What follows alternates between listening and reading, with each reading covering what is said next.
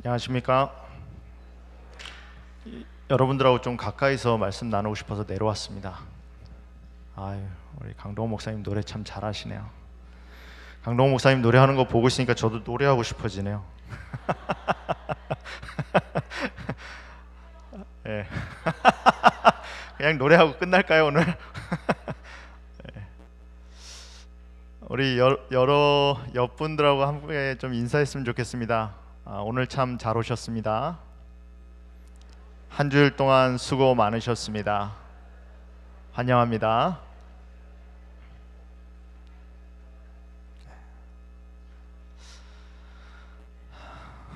오늘은 요한복음 17장 1절에 있는 말씀을 가지고 이 말씀을 하시고 그리고 기도하시다, 이 말씀을 하시고 그리고 기도하시다 라는 제목으로 하나님의 말씀을 나누겠습니다. 여러분, 예전에는 내비게이션이 있기 전에는 그 로드 아틀라스 기억나십니까? 어디 갈 때는 이 큰 책을 어떻게 했죠? 이렇게 옮기면서 접어놓고 도로 어디 타고 갔다가 도로에서 하이웨이에서 내려서는 이렇게 가야겠다라고 하면서 하나하나 적어서 갔던 거 기억나십니까? 근데 지금은 어떻게 하죠? 지금 내비게이션이 있어요. 내비게이션이 있어서 주소만 넣으면 어디든지 갈 수 있습니다. 좀 불편한 얘기를 해도 될까요? 우리가 아직 이루지 못한 지점에 대해서 이야기해도 괜찮겠습니까? 내가 아직 다다르지 못한 상태에 대해서 이야기해도 괜찮겠습니까? 여러분, 우리는 가려는 목적지는 다 같습니다. 근데 거기를 어떻게 가는지는 서로 달라요. 어느 분들은 비행기를 타고 가서 좀 빨리 갈 수도 있습니다. 어느 분들은 자전거를 타고 가서 좀 느리게 갈 수도 있어요. 어느 분들은 내비게이션이 좀 정확하지 못해서 좀 돌아가시는 분들도 있습니다. 그러나 우리 모두가 가는 곳은 같습니다.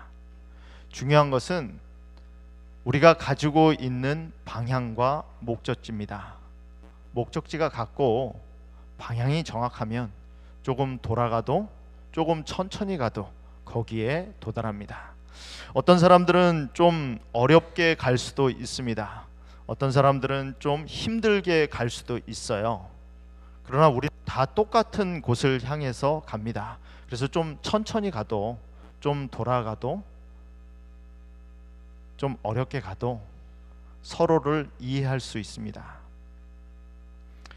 목적지가 같다라는 것을 알게 되면, 내가 같은 방향으로 가고 있다라는 걸 알게 되면 굳이 그 사람을 오해할 필요도 없고 그 사람이 다른 곳으로 가고 있다고 손가락질 할 필요도 없습니다.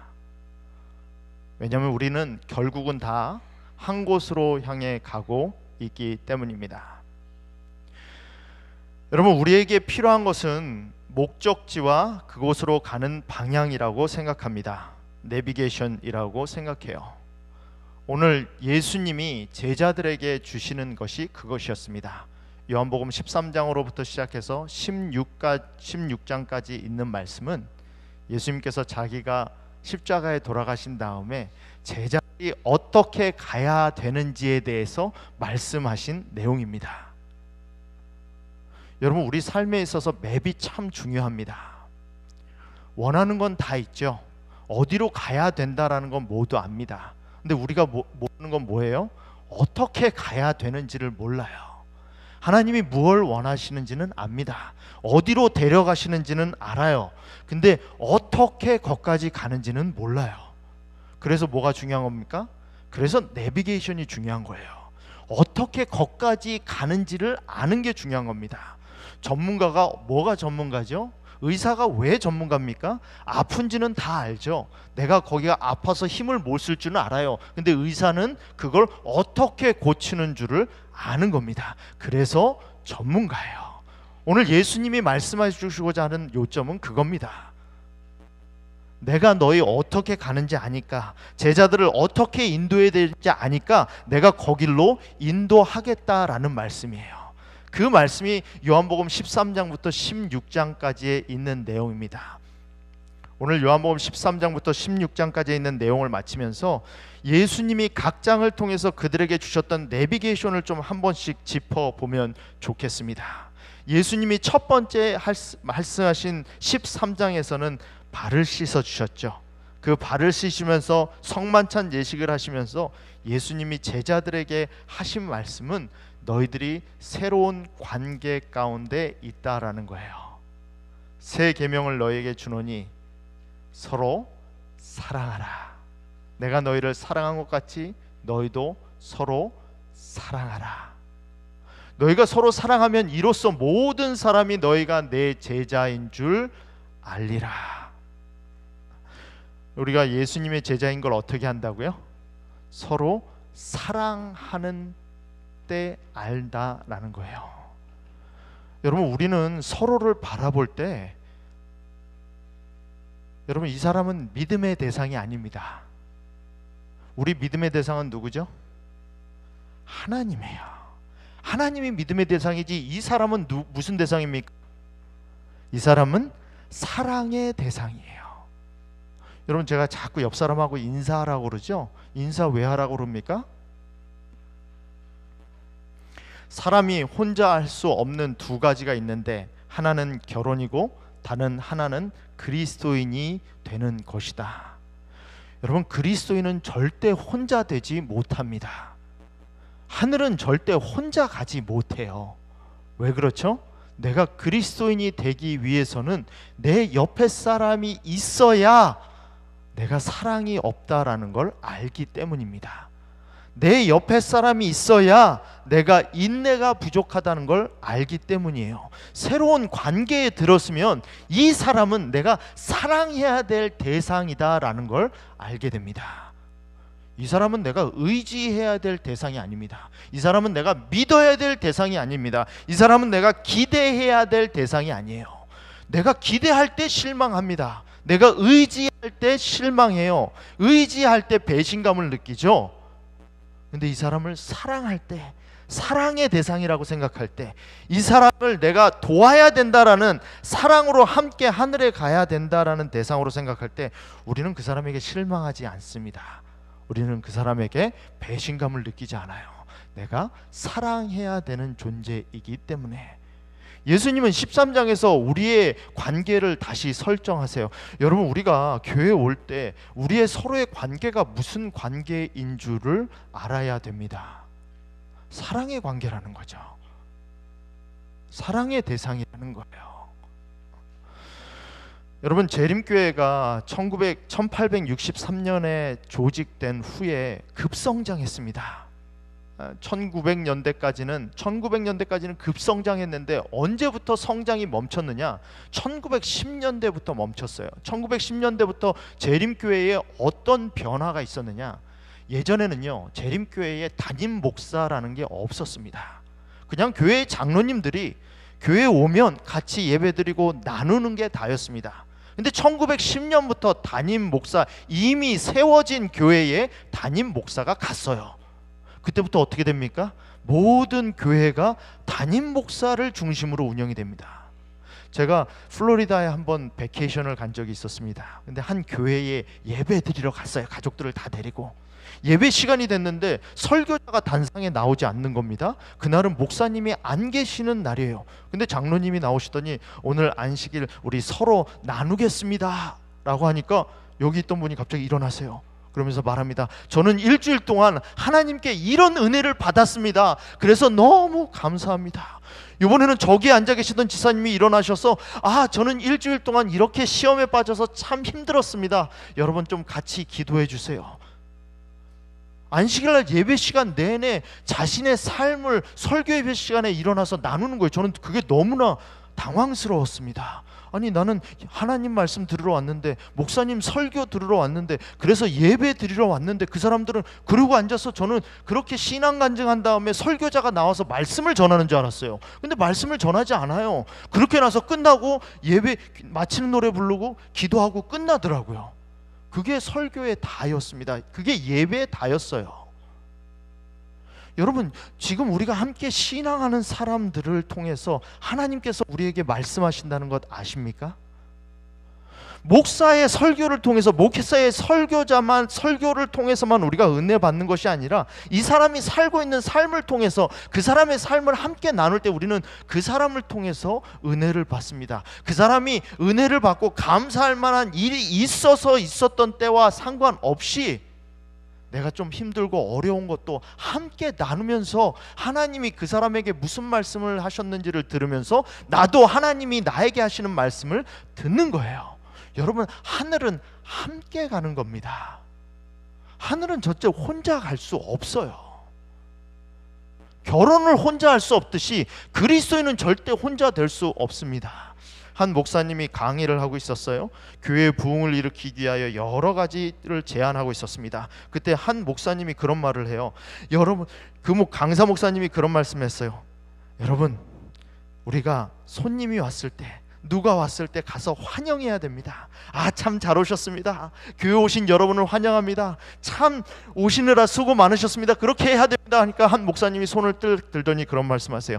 목사님, 저는 경상도 사람입니다. 저는 누구한테 가서 살갑게 이야기하는 게 너무나 힘들어요. 어떻게 저한테 그런 걸 할 수 있을까요? 그러니까 그 목사님이 말씀하세요. 바꾸세요. 변하면 됩니다. 하늘 가고 싶습니까? 하늘은 혼자 가는 데가 아니에요. 변화해야 됩니다. 왜 변하지 않느냐? 시도하지 않으니까 변하지 않는 겁니다. 나는 경상도 사람이니까, 경상도 남자니까 살갑게 그렇게 이야기할 수 없으니까 그렇게 생각하지 마세요. 가서 얘기하세요. 가서 웃으세요. 가서 한마디라도 더 거세요. 그러면 변합니다. 변하지 않는 이유는 내가 하지 않기 때문입니다. 여러분, 변하지 않는 이유는 내가 하지 않기 때문입니다. 왜 전도가 안 됩니까? 물론 전도하는 방법을 몰라서도 그렇지만 첫 번째는 전도하지 않기 때문에 전도가 안 되는 겁니다. 원래부터 그런 사람은 없어요. 원래부터 착한 사람은 없습니다. 원래부터 웃는 사람은 없어요. 원래부터 친절한 사람은 없습니다. 뭐 하는 거예요? 시도하는 겁니다. 도전하는 거예요. 변화하려고 노력하는 겁니다. 그래서 입을 떼는 거예요. 한마디 해보는 겁니다. 한번 웃어보는 겁니다. 한번 다가가 보는 거예요. 여러분, 그리스도인은 절대 혼자 될 수 없습니다. 옆에 있는 사람은 내가 그리스도인이기 위해서 나와 함께 가야 될 사람이에요.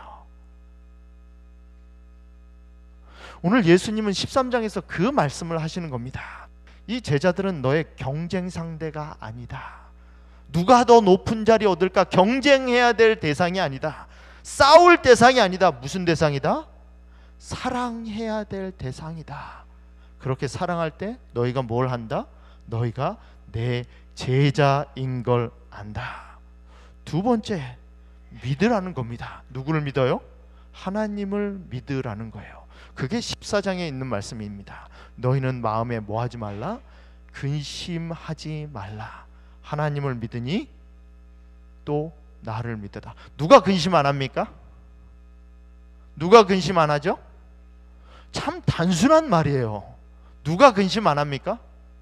하나님을 믿는 사람이 근심하지 않습니다. 근심거리가 없는 사람이 근심하는 게 아니에요. 너무나 단순해서 우린 이걸 못합니다. 근심거리가 없어서, 문제가 없어서 모든 것이 만사형통돼서 근심하지 않는 거 아닙니다. 누가 근심 안 합니까? 누가 근심 안 해요? 하나님을 믿는 사람이 근심을 하지 않아요.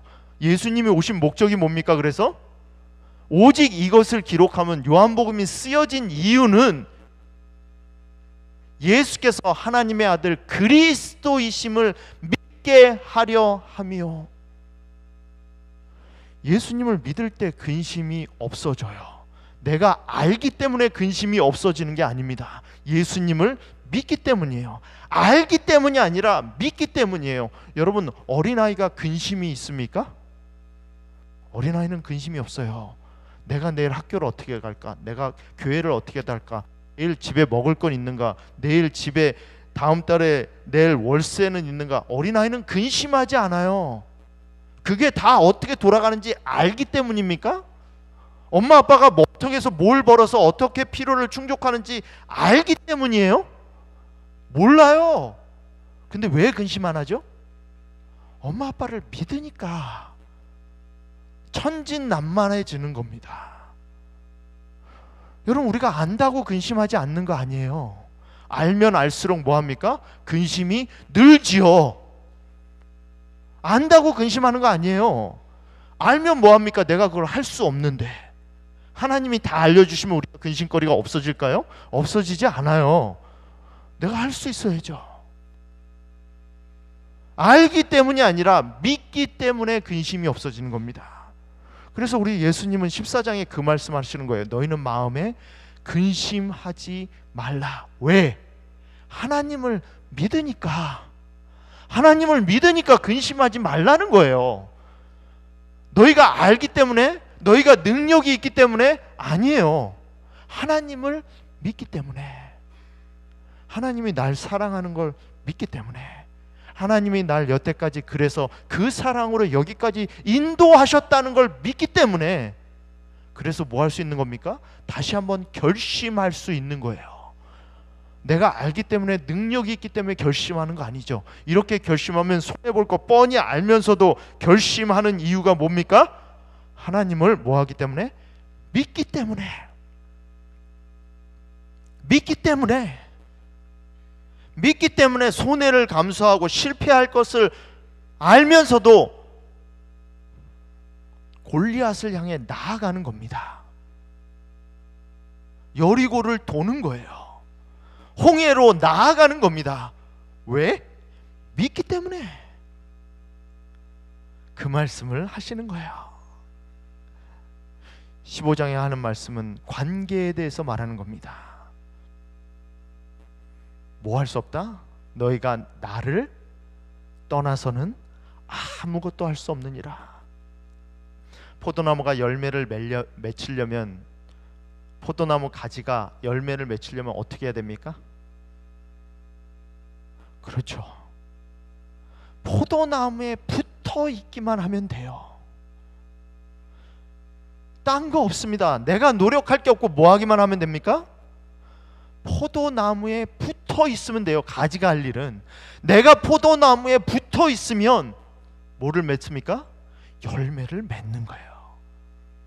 너희가 나를 떠나서는, 그래서 뭐 할 수 없다는 겁니까? 아무것도 할 수 없다라는 겁니다. 그래서 16장에 하시는 말씀이 뭐예요? 그걸, 포도나무가 붙어 있다라는 게 뭐죠? 내가 가지가 포도나무에 붙어 있다는 게 뭡니까? 내가 하나님 안에 있다는 거, 예수 그리스도 안에 있다는 게 뭐죠? 성령과 교통하는 거예요. 성령이 내게 말씀하실 때 그게 내게 들리는 겁니다. 성령이 내게 말씀하실 때 내가 순종하는 거예요. 내 생각을 굴복시키는 겁니다. 내 의지를 굴복시키는 거예요. 내가 가는 것이 너희들에게 더 좋은데, 왜냐하면 보혜사가 오시기 때문에, 성령이 오시기 때문에. 오늘 예수님은 요한복음 13장부터 16장까지 제자들에게 어떻게 하면 예수 그리스도가 떠나신 후에 승리할 수 있는지 로드맵을 그려놓으신 겁니다. 내비게이션을 그려놓으신 거예요. 그렇게 그려놓으신 다음에 예수님이 하신 일이 뭘까요? 여러분, 이제 내일이면, 이제 동이 밟으면 십자가에 죽으셔야 됩니다. 제자들을 떼어놓고 가셔야 돼요. 이 말씀을 다 하신 다음에, 여러분 같으면 그 다음에 뭘 하기로 선택하시겠습니까?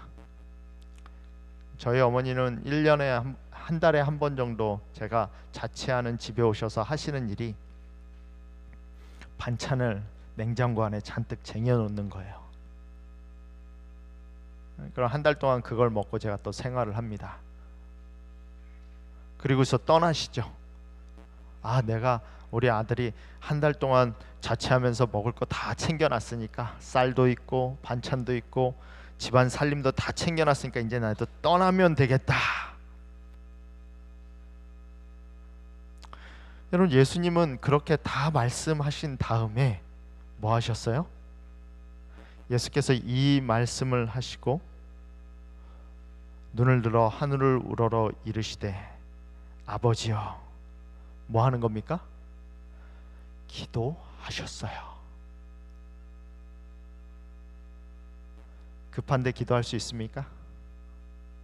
할 일이 많은데 기도할 수 있어요? 어떨 때 기도하기를 선택하죠?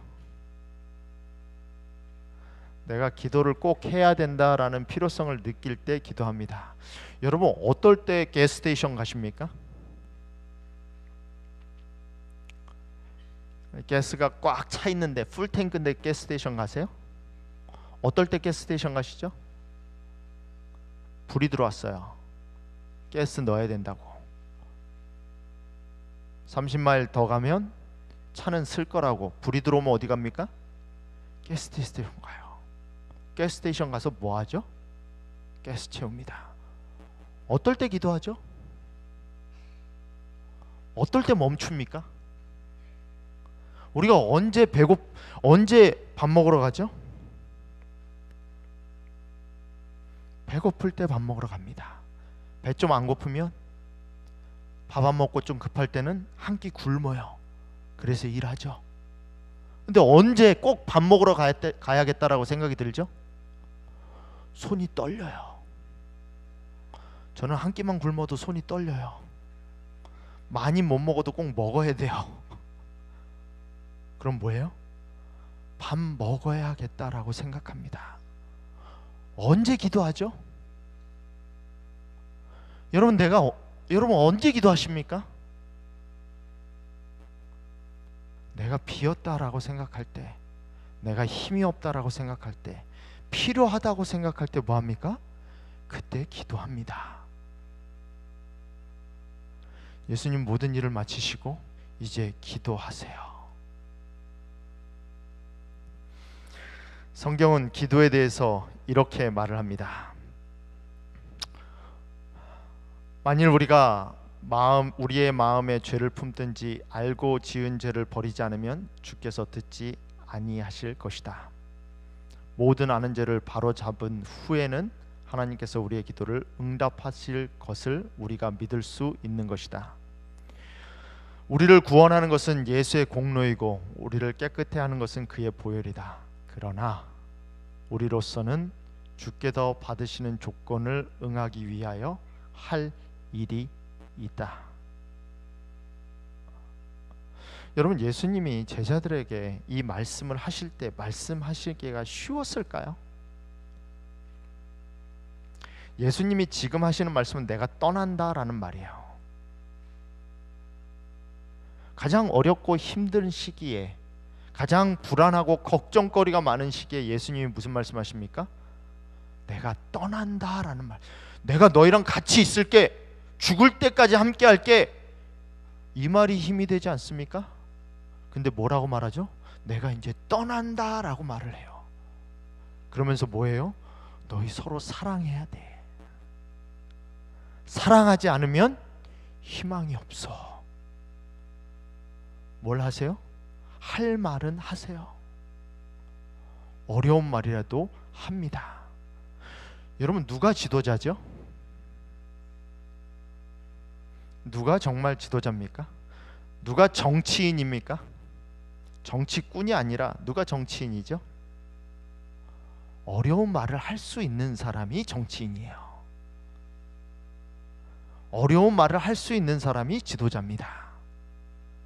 다 듣기 편한 말은 누구나 할 수 있죠. 근데 그 말을 하면 불평을 받을 수 있는 말, 손가락질 당할 수 있는 말, 반대를 무릅써야 될 말, 그럼에도 불구하고 우리가 반드시 해야 될 말. 예수님 뭐 하십니까? 기도하시기 전에 그 말씀을 하세요. 그리고 기도합니다. 여러분, 우리가 하나님의 보호를 받을 수 있는 방법은 하나님 안에 있을 때 보호를 받아요. 하나님 밖에 있을 때 하나님은 우리를 보호해 줄 수 없습니다. 하나님 안에 있다라는 말은 무슨 뜻이죠? 하나님 밖에 있다라는 말은 무슨 뜻이에요? 하나님 안에 있다라는 말은 하나님의 말씀을 순종하는 삶을 산다라는 거예요. 그게 하나님 안에 있다라는 말입니다. 여러분, 법의 테두리 안에 있으면 우리가 법적으로 보호를 받습니다. 우리가 법을 어기지 않으면, 불법을 저지르지 않으면 법이 우리를 보호해요. 그러나 우리가 법을 어길 때는 법이 우리를 보호할 수 없어요. 법이 오히려 우리를 뭐 합니까? 심판하죠. 여러분, 모세가 자기 가족들을 다 데리고 이집트로 가는 길이었습니다. 무슨 사명을 받았죠? 이제 나는 하나님의 백성을 구원하기 위해서 가야 되구나. 자기가 맞서야 될 상대가 누구죠? 바로예요. 자기가 거느린 군사가 있습니까? 자기가 거느린 경호원이 있어요? 아무것도 없어요. 홀홀 단신으로 가족들을 데리고 지금 누구에게 갑니까? 바로에게 가요. 그런 바로에게 가는 모세의 가족에게 앞에 천사가 나타납니다. 천사가 나타나서 모세를 잡고 죽이려고 해요.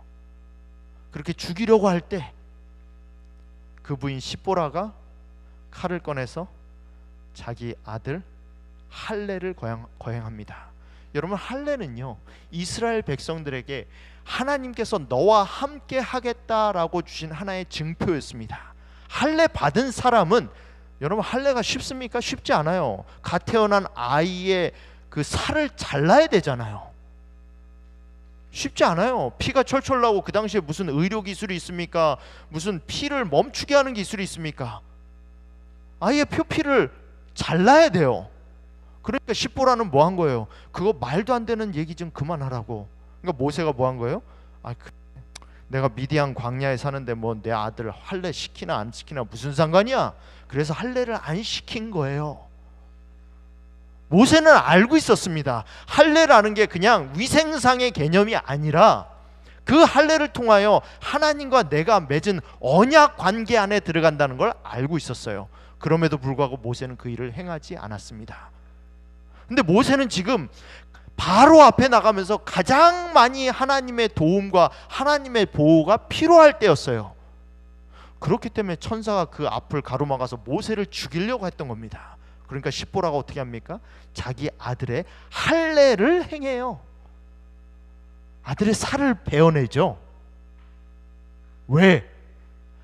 하나님께서 주신 말씀을 알고도 지키지 않는 상태에 있는 사람은 천사가 보호할 수 없기 때문에, 보호를 받아야 되는데 보호할 수 없기 때문에 모세는 바로에 대한 그의 사명을 수행하기 위해서 매우 위험한 처지에 놓이지 않을 수 없었다. 그의 생명은 거룩한 천사들의 보호를 통하여서만 보존될 수 있었다. 그러나 그가 알고 있는 의무를 등한히 하는 생활을 사는 한 천사의 보호를 받을 수 없기 때문에 결코 안전하지 못할 것이었다. 여러분, 하나님께서 우리에게 주신 의무, 하나님께서 우리에게 주신 법칙, 내가 알고 있는 것을 지키지 않는 상황에서 하나님이 우리를 보호할 수는 없어요. 법의 테두리 안에 있어야 법이 우리를 보호하는 겁니다. 하나님께 기도하기 전에 예수님께서 자기가 할 수 있는 모든 일을 제자들에게 가르치셨듯이 말입니다. 그게 기도 전에 이루어져야 된다는 거죠. 그게 그리고 기도하셨다라는 말의 의미예요. 예수님은 자기가 가르쳐야 되는 것을 하나도 숨김없이 제자들에게 가르치셨습니다. 여러분, 하나님의 보호를 광고할 수 있는 이유는 내가 하나님이 말씀하신 것을 지키고 있기 때문이에요. 하나님이 우리에게 주신 모든 의무가 하나라도 등한이 될 때 우리는 하나님의 보호를 간구할 수 없습니다. 그래서 예수님은 뭐 하신 거예요? 그 모든 말씀을 하시고 그리고 기도하셨습니다. 그리스도의 재림 직전에 있을 시련의 때에 의인들은 하늘의 천사의 봉사를 통하여 보호를 받을 것이다. 그러나 하나님의 율법을 범한 자들에게는 안전이 없을 것이다. 그때에 천사들은 하나님의 교훈 중 어느 하나라도 무시하는 사람들을 보호할 수 없다. 왜 그렇죠? 우리가 하나님의 율법 가운데 하나라도 알고서 무시했을 경우에 사단이 클레임할 수 있기 때문이에요. 봐요, 당신의 아들이 아니에요, 당신의 딸이 아니에요, 지키지 않잖아요. 내 법대로 사는데. 미국 사람은 미국 법을 지키죠. 한국 사람은 한국 법을 지키고, 그래서 한국 시민이라고 그러고 미국 시민이라고 하는 거예요. 하늘나라 시민은 무슨 법을 지키는 겁니까? 하늘나라의 법을 지키는 거예요. 여러분, 우리는 하나님 앞에 나와서 기도하기 전에 하나님 앞에서 우리가 지켜야 될 의무와 하나님께서 주신 교훈은 경히 여기면 안 됩니다. 하나님 앞에 그것에 충실할 때 우리가 뭐 할 수 있어요? 하나님께 모든 걸 맡길 수 있어요. 그때 뭐 할 수 있습니까? 그때 기도할 수 있습니다. 그 말씀을 마치시고 예수님이 하시는 일이 뭐예요? 눈을 들어 하늘을 우러러. 우리가 기도하는 대상이 누굽니까? 하나님이세요. 기도는 왜 하죠? 기도는 우리가 어떠하다는 것을 하나님께 알리기 위함이 아니요, 우리로 하여금 그를 받아들일 수 있도록 하기 위함이다. 여러분, 하나님이 우리의 삶에 어떤 일이 벌어지는지 모르나요? 내 삶에서 자동차 사고가 있었는지 하나님이 모르십니까? 내게 뭐가 필요한지 하나님이 모르시나요? 하나님은 아시죠. 누가 모르죠? 내가 모르죠. 나는 그게 필요하다고 생각하는데 그게 정말 필요한 건지 안 필요한 건지 몰라요. 그래서 뭐 하는 겁니까? 그래서 기도하는 겁니다. 여러분, 기도는요, 하나님을 설득하기 위해서 하는 게 아니에요. 하나님께 설득당하기 위해서 하는 겁니다. 하나님을 나의 수준으로 낮추기 위해서 기도하는 거 아닙니다. 내가 하나님의 수준으로 올라가서 하나님이 보시는 것을 보기 위해서 기도하는 거예요. 기도는 하나님을 우리에게로 내려오시게 함이 아니요, 우리로 하여금 그에게로 올라가게 하는 것이다. 그게 뭐예요? 그게 기도예요. 기도해서 뭐 하는 겁니까? 하나님께 설득당하는 거죠. 정말 필요한 게 뭔지 아는 겁니다. 내가 간구해야 되는 게 뭔지 아는 거예요. 내가 포기해야 되는 게 뭔지 아는 겁니다. 내가 구해야 되는 게 뭔 줄 아는 거예요. 그게 뭡니까? 그게 기도예요. 내가 하나님께 기도하고 있다는 걸 잊지 마셔야 돼요. 인간에게 기도하고 있는 게 아니라 전지전능하신 하나님께 기도하고 있다는 것. 샴버그 교회에서 목회할 때 저랑 함께 일했던 전도사입니다. 원래는 시카고에 있던 약대생이었어요. 이 비디오입니다. 소리를 좀 확인해 주시기 바랍니다. 영상 될 때 이 전도사님이 하나님을 믿는 믿음에 대한 간증을 설교 시간에 한 내용이에요. 약대를 졸업하고 앤드루스 세미나리를 들어가서 약대를 다닐 동안 교회 청소년을 한 6개월 지도를 했어요. 그때 이제 교회 전도사님이 유스패스터가 몸이 좋지 않아서 건강의 문제로 관두게 됐어요. 그래서 유스패스터를 구할 수 없어서 청소년들을 그때 지도했는데 6개월 동안 청소년들을 지도하면서 제대로 한번 청소년들을 지도해 보고 싶다. 그래서 세미나리에 들어갔어요.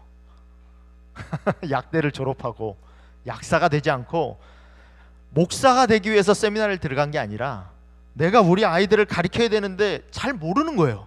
내가 한번 세미나리 들어가서 좀 배우고 해야겠다. 그래서 교회에서 그러면 내가 세미나리 있는 동안 3년 동안 우리 교회 유스패스터 해라. 그렇게 결정을 해서 했습니다. 이 배수연 전도사님이에요. 배수연 전도사님의 간증입니다. 설교회죠. 제가 3년 반 전쯤에 이제 알바를 안 해보다가 이제 처음으로 과외 알바를 해봤어요. 과외 알바를. 네, 말씀대로 해봤더니 정말 그대로 되는 경험을 제가 해봤잖아요. 그래서 저는 그거를 알았어요. 이제 첫 소산을 하나님께 드리면 그것이 또한 복이라고. 근데 제가 120불을 벌었어요, 과외비로. 몇 시간 하다 그냥 안 했는데 그 돈을 뭐 맛있는 거 먹을 수 있고, 처음 내 생에 알바를 했는데 하면서 뭐 이렇게 할 수 있었지만 그 첫 소산을 하나님께 다 드렸어요. 120불 그냥 다 한 봉투에 넣으면 딱 되니까. 그랬더니 반년 뒤에 유스페스터가 됐는데 120불이 1200불이 돼서 저한테 돌아오더라고요. 신기하죠? 그래서 그것도 첫 소산을 하나님께 드리려 했는데 ATM이 600불밖에 안 되는 거예요, 한 번에. 그래서 나눠서 냈죠. 스케일이 좀 커지니까. 다 냈어요, 1200불. 그랬더니 여러분, 어떤 일이 일어났게요? 세금 떼고 이제는 12,000불을 벌어요. 그것도 어떡하겠어요? 다 드려야지, 그것도. 뻔한데, 말씀대로 하면 복 주는 거 뻔한데. 내 마음의 지도 봐봤죠, 뭐예요? 가이던스, 성경에 다 있는데, 약속 다 있는데. 근데 이제는 스케일이 점점 커지니까 ATM으로 600불 뽑자니 이거 몇 번 뽑아야 돼요. 그쵸? 그래서 이제는 온라인 뱅킹 혹은 이제 체크로 드리려 합니다. 그래서 저는 정말 모든 분들이 이런 말씀 하시잖아요. 나이 들으니까 서럽다. 뭐 나이 듣는 것도 서러운데 이렇게 하시는데 저는 진심으로 나이 드는 게 기대가 돼요. 왜? 점점 갈수록 스케일이 커지니까. 저는 한 달에 12,000불도 감사한데 세금 떼고 12,000불도 감사한데 뭘로 세금 떼고 12만 불을 벌게 하실까? 그게 너무 지금 떨리는 거예요, 요즘. 그 미래에 대한 하나님의 약속의 성취를 상상하면서 얼마나 행복한지 몰라요. 스케일이 다르죠? 120불 첫 소산을 드리라고 해서 120불 드렸더니 6개월에 1200불을 받았어요. 1200불도 그냥 다 드렸어요. 첫 소산을 드리라고 해서 다 드렸더니 약대 졸업하고 나서 12,000불을 벌어요, 한 달에.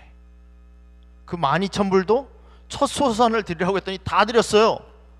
그러면서 하는 말이, 하나님이 이제는 나에게 뭐를 통해서 12만 불 벌게 하실까?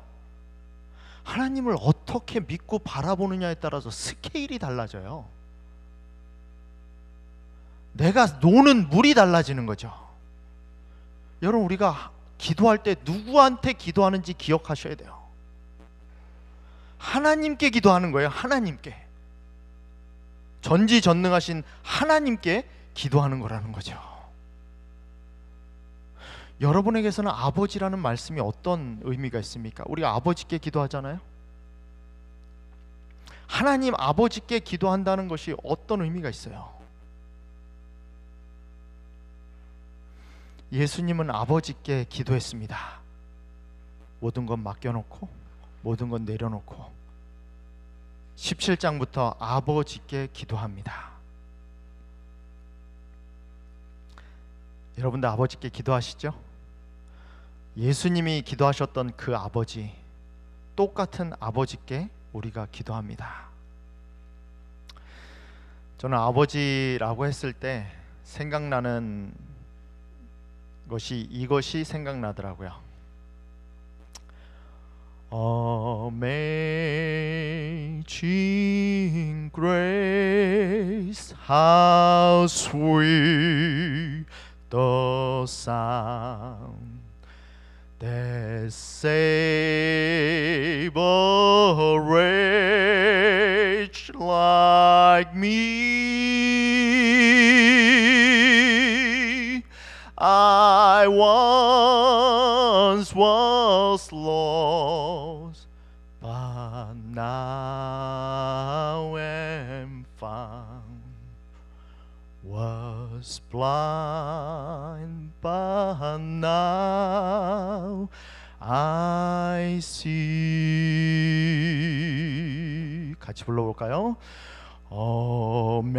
Amazing grace, how sweet the sound that saved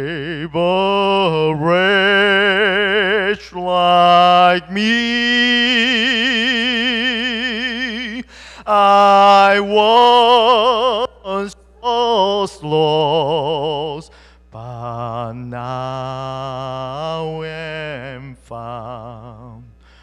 Was blind, but now I see.